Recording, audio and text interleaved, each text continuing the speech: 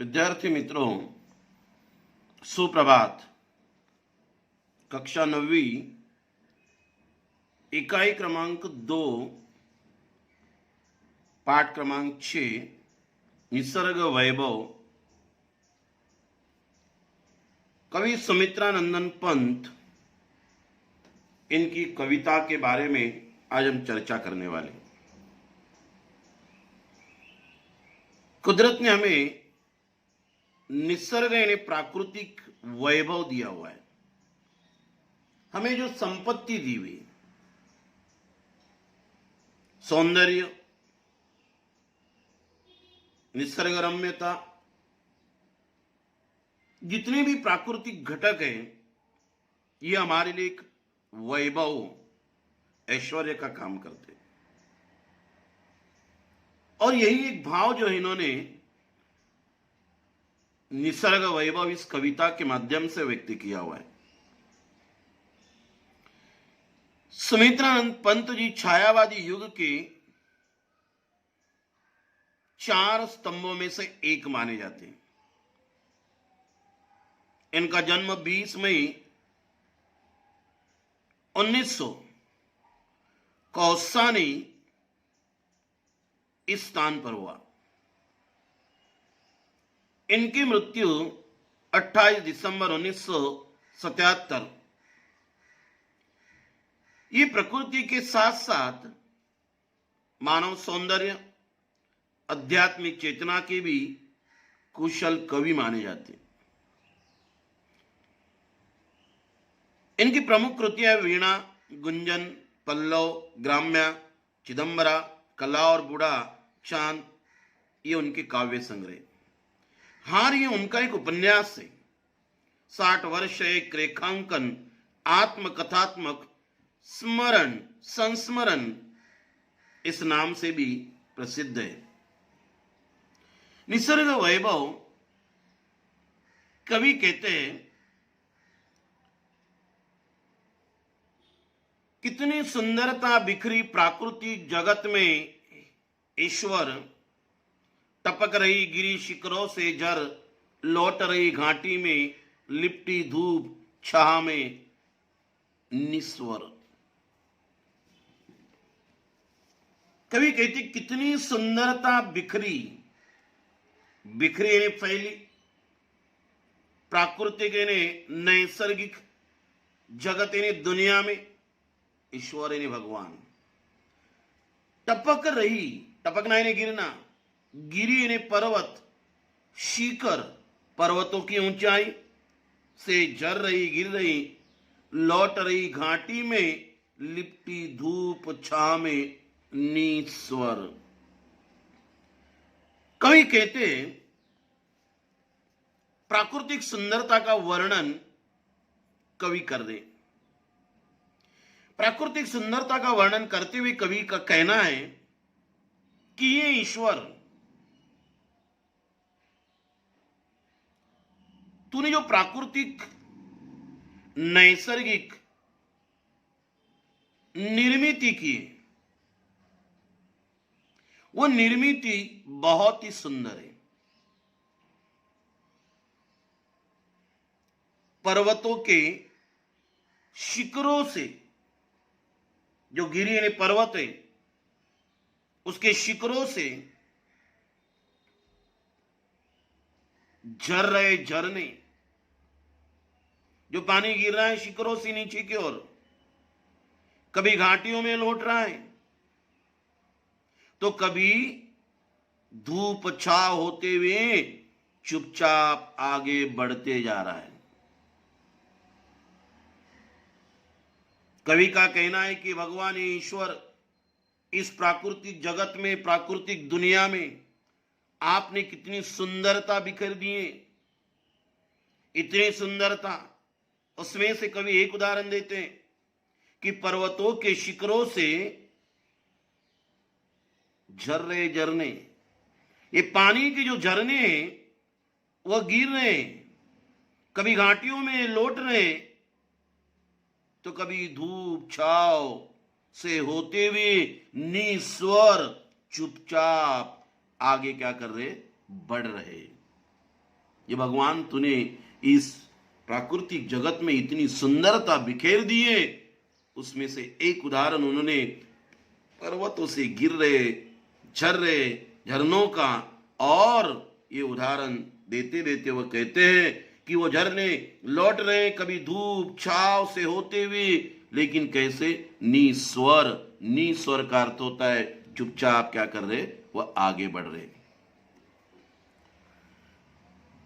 अनिल स्पर्श से पुलकित तृणदल, बहती सीमाहीन लक्षण संगीत स्रोत सी, अहरह वन भू मर मर। कवि कहते अनिल स्पर्श से, अनिल का अर्थ होता है हवा, उसे हम पवन भी कहते, समीर भी कहते। अनिल स्पर्श से, छूने से, पुलकित तृणदल, पुलकित आनंदित, तृणदल, तृण का अर्थ होता है घास, घास के दल समूह, बहती सीमाहीन, बह रही है सीमाहीन, जिसे कोई सीमा ही नहीं, जिधर चाहे उधर, लक्षण संगीत स्रोत सी, लक्षण ने मधुर, संगीत स्रोत सी। इतना ही नहीं, अहरह वन भू मर मर, अहरह, अहरह यानी प्रतिदिन रोजाना, वन यानी जंगल, भू यानी जमीन। कवि कहना चाहते ये बहती हुई जो हवा है, इन हवाओं के स्पर्श से तृणदल यानी जो घास के जो समूह है, जो घास है, वो क्या हो रही है, पुलकित हो रही है, आनंदित हो रही है। बहती हुई हवा के स्पर्श से खुश होकर घास जो है वो झूमने लगी है। जैसी हवा का झोंका आता है, वो हवा का झोंका घास को हिलाता है, झूमने लगती है तृणदल, तृण ने घास, बहती सीमाहीन, जो सीमाओं से रहित, जिसकी कोई पाबंदी नहीं, कोई सीमा नहीं, ऐसी सीमाओं से रहित हवाएं क्या कर रही है, बहती जा रही है। वो हवाओं को कोई सीमा ही नहीं। मधुर संगीत, लक्षण ने मधुर संगीत का जो स्रोत है, वह स्रोत बनी इन हवाओं के कारण जो आवाज आ रही है उसकी, मानो एक संगीत की तरह, मानो एक संगीत का स्रोत जो है बनी इन हवाओं के कारण क्या है, अहरह, निरंतर, प्रतिदिन, रोजाना, क्या, वन, वनों से मर मर, अर्थात पत्तों के हिलने डुलने की जो ध्वनि आवाज है, यह आवाज निरंतर सुनाई देती रही है। क्या कहते कवि, निसर्ग वैभव देखिए, ये भगवान तूने कितनी प्राकृतिक जगत में सुंदरता बिखेर दी। जब हवा का झोंका आता है, उससे पुलकित आनंदित घास हो जाती है। इतना ही नहीं, वो सीमाहीन बहने वाली हवा, मानो संगीत के स्रोत सी, पत्तों के। इतना ही नहीं, वन भू मर मर, वन ने जंगल, भू ने जमीन, ये जमीन पर होने वाले जंगलों में जो पेड़ पौधे, जो पत्ते हैं, ये पत्तों के हिलने डुलने की जो आवाज है, वह आवाज अहरह निरंतर हमें क्या करती है, सुनाई देती है। फूलों की ज्वालाएं, फूलों की ज्वालाएं आंखें करती शीतल, मुकुल अधर मधु पीते, गुंजन भर मधुकर दल, तितली उड़ती दूर कहीं पल्लव छाया में, रुक रुक गाती वन प्रिय कोयल। कवि क्या कहते, कुछ शब्दार्थ देखते। फूलों की ज्वालाएं, फूल यानी सुमन, ज्वाला यानी आग, मतलब उसका रंग लाल रंग, आंखें ने नयन, नयन ने चक्षु, शीतल, शीतल ठंडी, मुकुल यानी कली, अधर मधु पीते, अधर का अर्थ होता है ओंठ,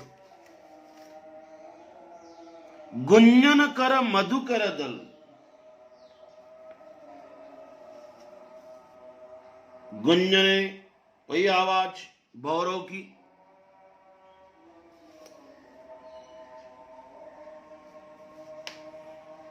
तितली उड़ती दूर कहीं पल्लव छाया में, पत्तों की छाया में रुक रुक गाती, वन ने जंगल प्रिय कोयल, कोयल ने पंछी।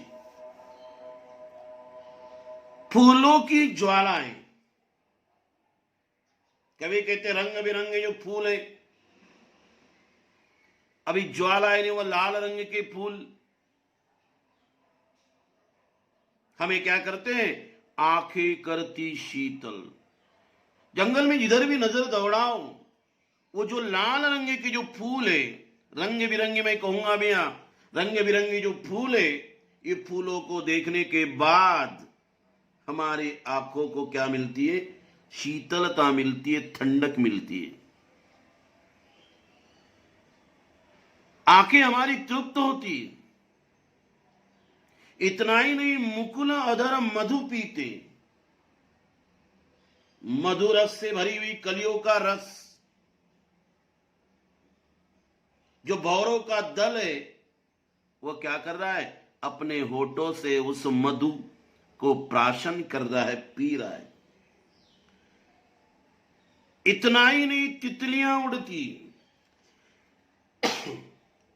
जो तितलियां हैं वो क्या कर रही है, वो इधर से उधर क्या कर रही है, मंडरा रही है। दूर कहीं वन में किसी पेड़ पर पत्तों की छाया में रुक रुक कर कोयल अपना मधुर गीत हमें क्या कर रही है, सुना रही है। ये भगवान तूने कितनी सुंदरता बिखेर दी है इस प्राकृतिक जगत में। कई रंग बिरंगी फूल देखकर आंखों को शीतलता मिल रही है। कहीं जो भंवरे हैं, ये कलियों का रस जो है, ये भंवरे अपने अधरों से, अपने होठों से मानो उसको प्राशन कर रहे। कहीं तितलियां जो है इधर से उधर मंडरा रही है, दूर कहीं पत्तों की छाया में, कहीं पेड़ की पत्तों के छाया में जो कोयल पंछी है, वह रुक रुक कर अपनी सुंदर ऐसी मीठी तान आवाज क्या कर रहे, निकाल रहे।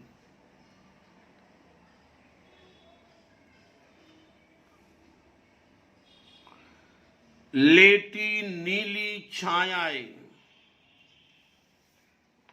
कवि कहते लेटी नीली छायाएं, कृष्ण रवि किरणों में गुम्फित।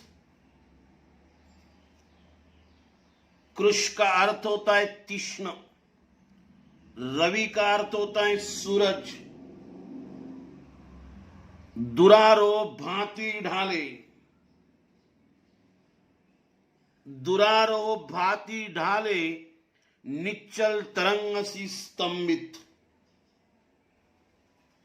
निश्चल तरंग सी स्तंभित, स्वर्ण भालगिरी सर्वप्रथम, करती उषा अभिनंदन। उषा का अर्थ होता है सुबह। सांझ यहीं सोती छिप, सांझ ने संध्या यहीं सोती छिप, निर्जन में कर संध्या वंदन। कवि इस परिच्छेद से सूर्य की किरणें, सुबह का वर्णन क्या कहते कवि? लेटी नीली छायाएं कृष्ण रवि किरणों में गुंफित। कृष्ण तीक्ष्ण, रवि यानी सूरज, सूर्य की तीक्ष्ण नुकीली किरणों में नीले आकाश की छाया गूंथी हुई है। कोई फूलों को हम गूंथते रहते, उसकी माला बनाते रहते, उसी तरह ये सूर्य जो है, ये सूर्य की कृष्ण नुकीली तीक्ष्ण ऐसे किरणें नीले आकाश की छाया में क्या है? गूंथी हुई है। गुंफित यानी गूंथी हुई। दुरारो भांति ढाले, दुरारो भांति ढाले निश्चल तरंग सी स्तंभित। जब सूर्य की ये तिरछी किरणें ऐसा भास होता है, ये सूर्य की तिरछी किरणें धरती पर पड़ती है तो वे अचल तरंगों की तरह दिखाई देते हैं। निश्चल तरंग, जो अचल, जो तरंग है, लहर है, मानो उसकी तरह स्तंभित, मानो दिखाई पड़ रही है। इतना ही नहीं, स्वर्ण भालगिरी सर्वप्रथम, स्वर्ण भाल, स्वर्ण यानी सोना, भालगिरी सर्वप्रथम, ये सुनहरी किरणें जो है गिरी के भाल पर जब पड़ रही है तो करती उषा अभिनंदन। ये सोने के भाले जैसी प्रतीत होने वाली किरणें प्रातः काल इन्हें सुबह सुबह धरती पर पड़ती है तो शाम सांझ यहीं सोती छिप। ये शाम जो है ये होती संध्या वंदन के साथ एकांत में यहीं कहीं छिप जाती है। ये स्वर्ण, कवि कहते सूर्य की नुकीली किरणें आकाश की छाया में गूंथी हुई लगती है। जब सूर्य की तिरछी किरणें धरती पर पड़ती है तो अचल तरंगों की तरह दिखाई देती है। सर्वप्रथम जो सूर्य की किरणें गिरी के पर्वत के भाल पर पड़ती है, जब वह धरती पर गिरती है तो मानो ऐसा लगता है कि उषा उसका अभिनंदन कर रही है। और शाम होते होते यही वह सोती छिप, संध्या, शाम होती संध्या वंदन के साथ एकांत में यही कहीं वह छिप क्या कर जाती है। निर्जन में, एकांत में वह कहीं ना कहीं छिप जाती है। ये भगवान, ये ईश्वर, कितनी सुंदरता तूने क्या कर दिए, इस जगत में बिखेर दिए। ये सारे नैसर्गिक वैभव है हमारे लिए, चाहे वह पर्वत, पर्वतों के शिखर, वही धूप छांव, वही झरने, वही हवा, घास, इतना ही नहीं, वो नदी के बहती हुई संगीत स्रोत सी आवाज, वो जमीन, पत्थरों का हिलना, रंगी बिरंगी फूल, इतना ही नहीं, वो भौरे, गुंजन कर दल, वो मधुकर दल, तितलिया का उड़ना, पल्लव छाया में कहीं रुक रुक कर कोयल का गाना, आकाश में नीली छायाएं, निश्चल तरंग की स्तंभित लगने वाली, पर्वतों पर गिरने वाली सुनहरी किरणें, वो उषा, वो संध्या, ये सारे हमारे लिए क्या है? नैसर्गिक वैभव है, ऐसा कवि यहां कहना चाहते हैं। ये हमारा नैसर्ग वैभव, इसका पार्ट 1 यहां समाप्त हो रहा है। उम्मीद कर रहा हूं कि आपको समझ में आया होगा। बची हुई जो निसर्ग वैभव कुछ परिच्छेद जो बचे वो पार्ट 2 में हम देखेंगे। धन्यवाद।